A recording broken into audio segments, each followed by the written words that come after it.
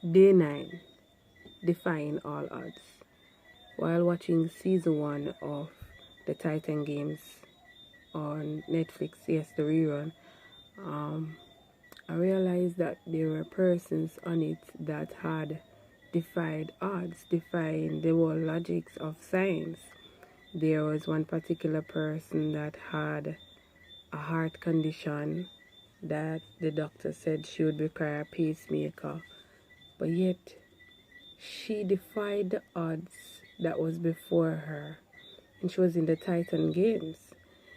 There was one person who had a lung removed, and I found it really amazing. There were persons there from like the army that had lost.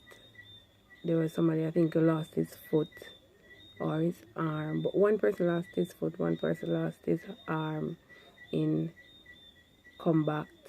There was another person that had been born with one of his hand had a defect where it only had like 2 fingers, I think, and they all defied odds. And while I was watching this with some of my brethren from church, we were saying that if these persons can really go above and beyond their current disability or dysfunctionality as defined by science and go beyond that and prove that they too can exist in a context that is high pressuring, that requires them to do things that would have been outside of what doctors would have dictated is normal or is right, they would be able to do, then how much more should the believer be able to defy all odds when they have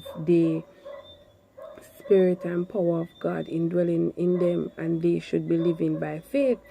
So we were there talking about it and saying that these persons are great examples of for us as believers to really see that we too can act upon our faith and live above what our current situation is.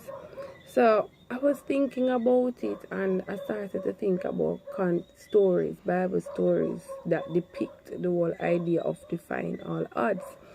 And I went, there is one in the Old Testament where everybody knows about David, who he was a shepherd and he had to defend his sheep who was up against a lion, and he slew the lion with his bare hands.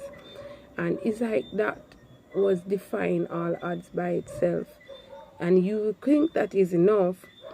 He went on to defeat a giant, Goliath, whom his very brothers who were older than him said would have crushed him, and they said that he couldn't win. But there was a greater power that dwelled within David that caused him to defy all odds. In the New Testament, we are to embody or live a life that represents Jesus, and Jesus is our example of defying all odds.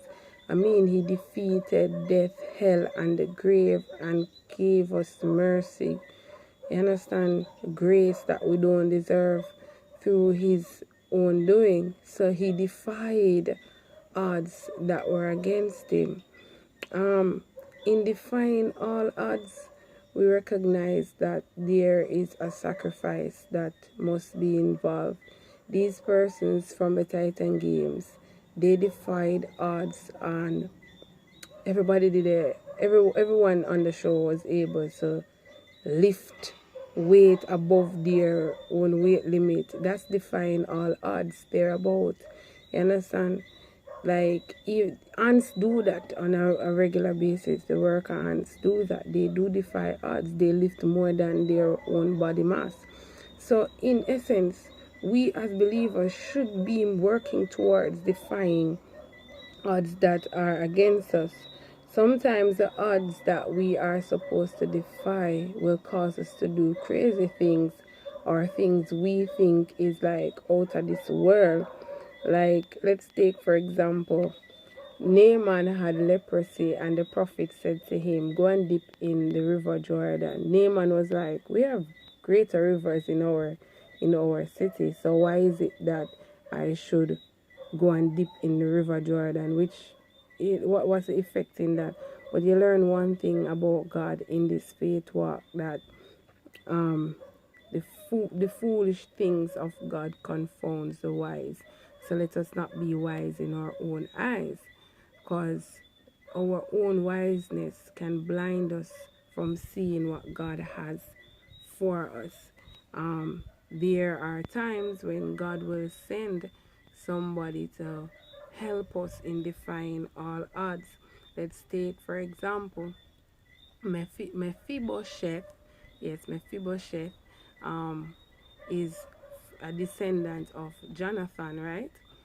And he was injured when he was being taken from his kingly place. We understand his kingly his palace, that place of royalty, by his handmaid, and they rested in the land of Lodebar. Lodebar is a place of nothingness, and it's like, it's gloomy, it's sad. It represents gloominess, sadness, and all of that. Being in Lodebar, you would have think that he would not get out in any way, but God allowed it to be laid upon David's heart to repay or extend kindness to somebody who was of descendants of Jonathan. And it was David learned about Mephibosheth, and that is how David went on to assist in taking out Mephibosheth out of his Lodebar state, his Lodebar situation, his Lodebar condition. And Mephibosheth now was able to sit at the king's table and dine there, something you thought he never happen again. But that is defying all odds. God allows somebody to come alongside us so that we can defy all odds. In essence, all I'm saying is that let us be mindful of the fact that God is here working for us and in our favor, and the conditions we find ourselves in. We shouldn't be like the man at the Bethsaida pool who said that he was unable to defy the odds of his lame disability that he had for 38 years because he couldn't get into the pool. But he was blinded in that moment, and he couldn't see that Jesus, who is greater than just the pool being troubled by an angel, was there to offer help in his condition. He had a but to present in the situation, and that is us at times. We have buts, but let us not have buts anymore, but to defy all odds, let us extend our faith, and let us pray continually that our spiritual eyes and ears will be open to the knowledge and wisdom of God, that we will be able to live in this land so that we too can defy all odds in our time. So yes, openness is required for us to defy all odds.